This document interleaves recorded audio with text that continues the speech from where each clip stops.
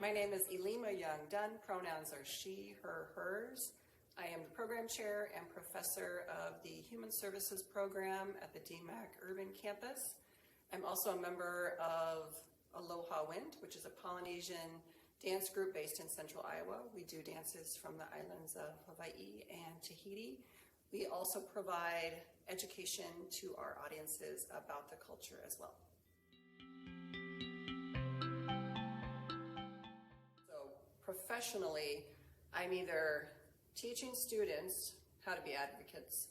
I'm either facilitating that within the educational institution in which I work. So many times I'll be in meetings.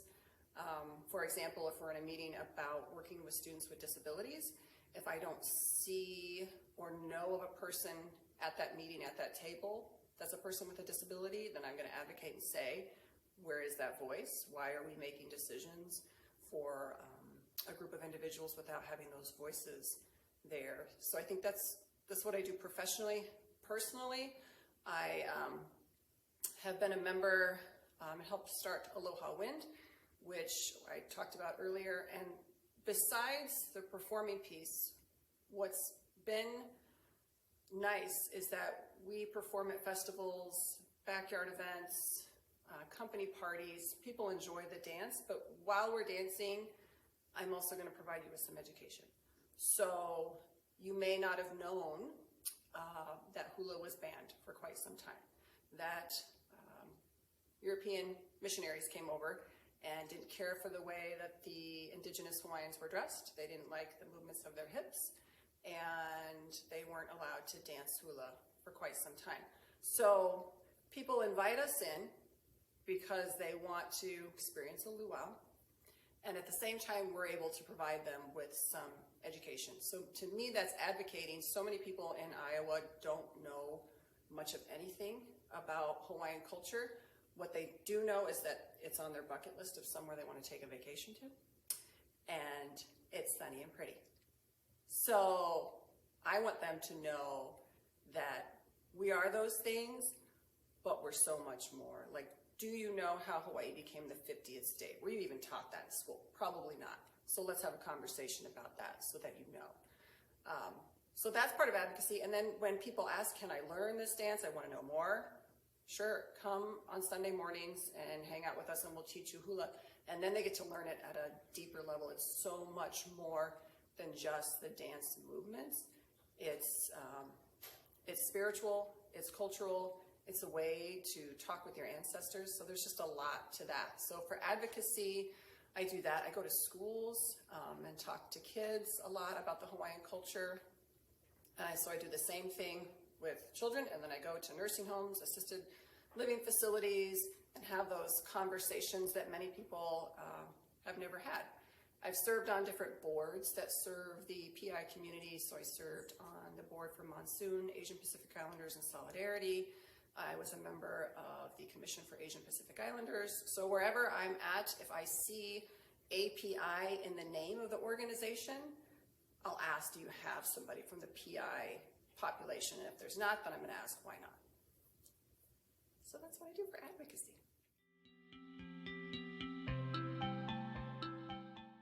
So what I would like Iowans to know about Hawaiians is that we're here. We're here in Iowa. I was born and raised in Iowa. My father was from Hawaii. He was from Oahu, Waimanalo, so he came over here. We're not a large number here. I believe 0.5 or 6% of the population are Native Hawaiians, but we are here.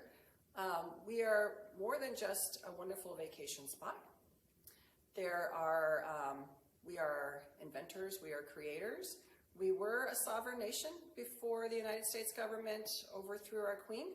So I want people to know that. I think a lot of people don't understand that.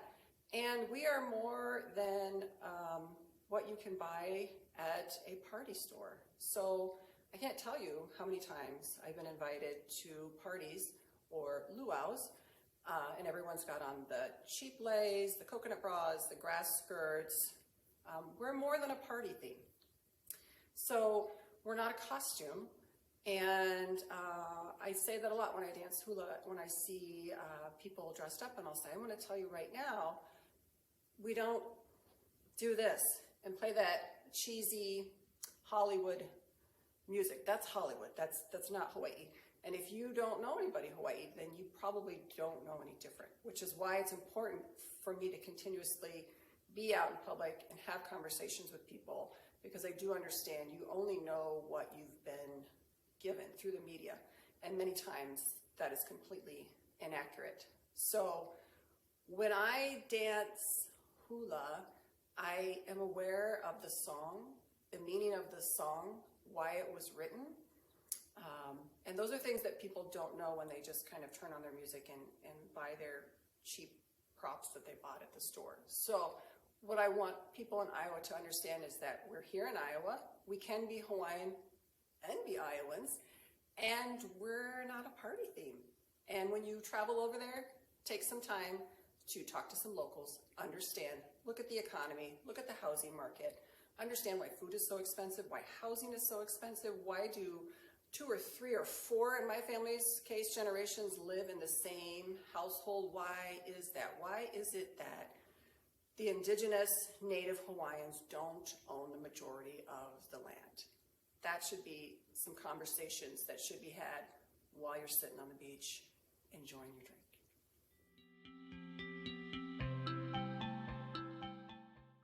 I am proud of my name, and I haven't always been proud of my name. So growing up in Iowa, Ilima, not a name you hear very often. Teachers struggled with my name, adults struggled with my name, my friends struggled with my name, nobody had my name, nobody could spell it, pronounce it. I didn't like it because it was different, and so I didn't like my name for a while growing up. And as I got older and I learned and did my own research and learned more about the Hawaiian culture, I began to embrace my name, and now I appreciate having my name. It starts many conversations.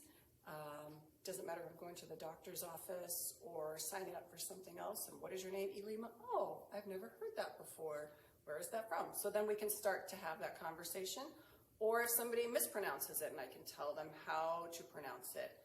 I'm also just able to advocate. Sometimes I will get, oh, well, what's your husband's name? If I'm giving everybody's name in my family, well, his name is Frank. Oh, so he's got a normal name. Well, let's have a conversation about that. My name is normal. It's not one that you hear in Iowa, but you hear it in Hawaii. So I think that's really important. When I work with the students, I work with a lot of refugee and immigrant students, many of whom, when they come to the United States, are told, hey, you might want to change your name to make it easier for other people. I make a point to always use the name that you were given at birth, if that's the name that you choose to use, and I will write it out phonetically and I will pronounce it correctly, because I know what that feels like to have your name constantly mispronounced and constantly misspelled. And I think it's important for everyone to do that everywhere. So I'm proud of my name, and then everything that I've been able to accomplish and do that's tied to my name.